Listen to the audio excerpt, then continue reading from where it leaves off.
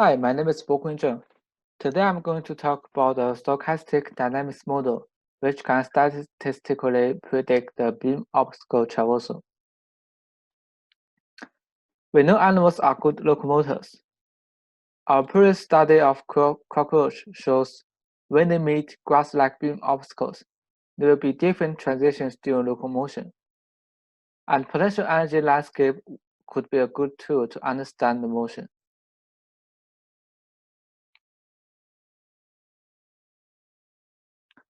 Our lab has created a bio-inspired robot to study this problem. This robot is good to study the transitions in body orientation, but there are still a few limitations. The robot is quasi-static and there's no self-propulsive force and dynamic interaction. And adding dynamics is not easy for a 3D model. So here we started with a simplified 2D model with horizontal beams. The body shape is also simplified to a circle with a forward self-propulsive force and a lateral random force. To make things easier, there is also no friction. The beams rotate along the elastic joints with damping. The lateral random force is actually inspired from the lateral lag spin model of the cockroach. There's always some noise and disturbance in the legs, and animal study shows such randomness often benefits the locomotion. So we are curious about the randomness in our model. In the simulation, I generated the random force from the normal distribution and oscillated it at 15 Hz, basically using a constant magnitude times a Gaussian random number generator. So finally, we can apply the Newton's second law in our system. We have the self-propulsive force, the random force, and resistance force from the beam. So here we have some questions. The first one is how to model the interaction dynamics in my simulation. Firstly, I took a collision approach. The basic idea is if you drop the ball, it will collide with the ground and keep bouncing. In fact, you can imagine there will be infinite tiny collisions, and what you see is just continuous contact. Based on this, I implemented a program to apply the conservation of momentum to simulate collisions between body and beams.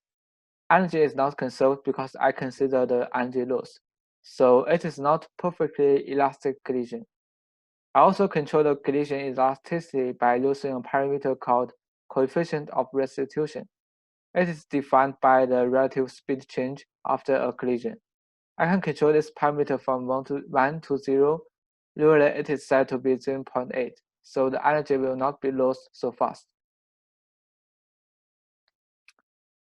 The collision method works well in some cases when the body travels so successfully, but when it is stuck, the collisions keep dissipating energy, and eventually the body and beams reach the same normal velocity. Then the relative momentum approaches to zero, and tiny collision size will be too small to be captured by the numerical time step. So in the simulation, some collisions are missing, and the numerical error grows high. To deal with this problem, I try to solve the continuous dynamics by solving the system with geometric constraint and the Newton's second law.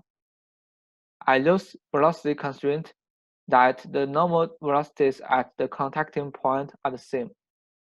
By using these equations, I can directly solve the interaction forces.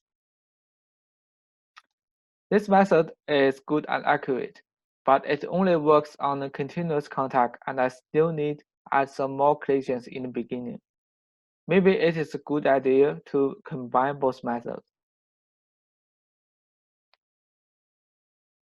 Here's a flowchart shows how my simulation program works. So first, the program will loop in the collision method, but I will keep an eye on the change of the relative momentum after each collision. If this value is small enough, which means the contact is continuous, it will go to the next loop of constraint method into detachment. So here are two example animations of my simulation result. This one is the traversal case. and the other one is the body stuck by the beam.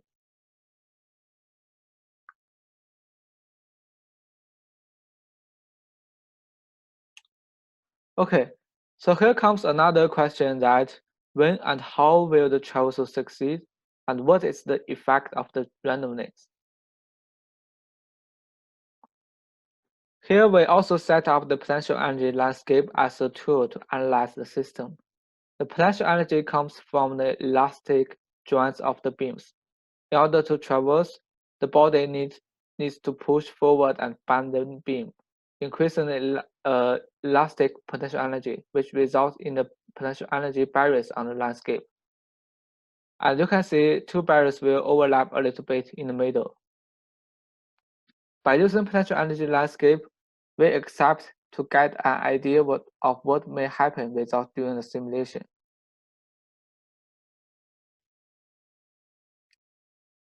In this problem of traversal, the energy landscape may give us some idea. Imagine if you want to cross a hill, you will need enough kinetic energy to do it. So here's a hypothesis.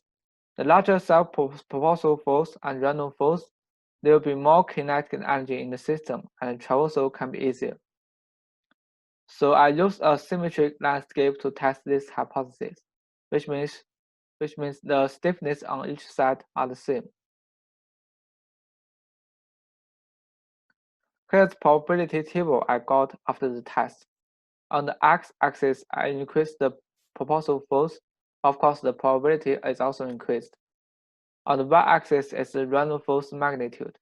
We can find that an increased random force can be helpful, but not a too large one. And the large random force, for example, is the body is deviated from the desired track. In the natural environment, the obstacles are rarely symmetric. So on this model, we also want to find out the effect of asymmetry. By setting different stiffness, we can get energy barriers with different height. And from the landscape, we can guess the body is more likely to take a path on the lower energy barrier.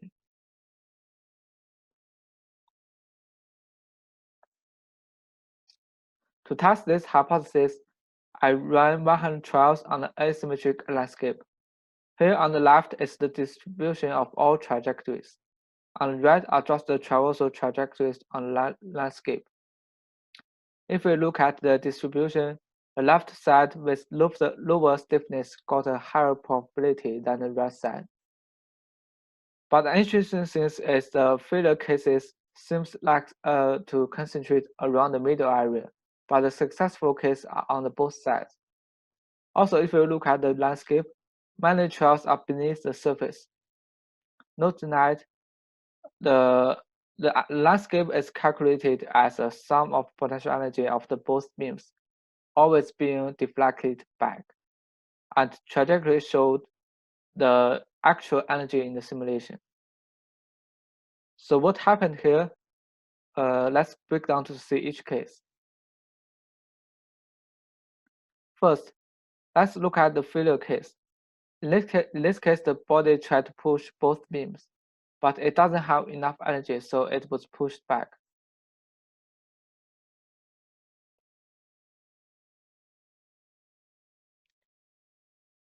In the left traversal case, the body also tried to push both beams in the beginning, but it backed off a little bit to get rid of the right beam, so it can only push the left beam to traversal. Remember that energy landscape assumes both beams are deflected in the middle overlapped area, but here the body escaped the right beam earlier, so the right beam released and bounced back. And actually, and the actual potential energy is lower than what is shown on the landscape. This is what only the dynamic simulation can reveal, but the potential energy landscape without dynamics cannot tell.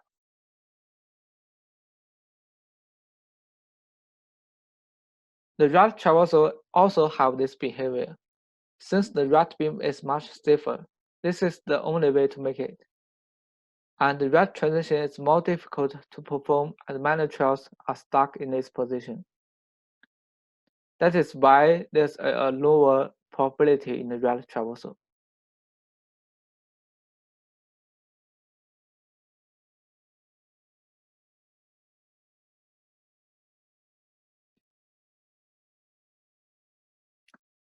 Besides simulation, I also try to build a real robot to try this idea. This is simply made by a toy hovercraft and an air table to reduce the friction, and an oscillator to provide a random force. And the experiment showed a similar transition behavior like the simulation.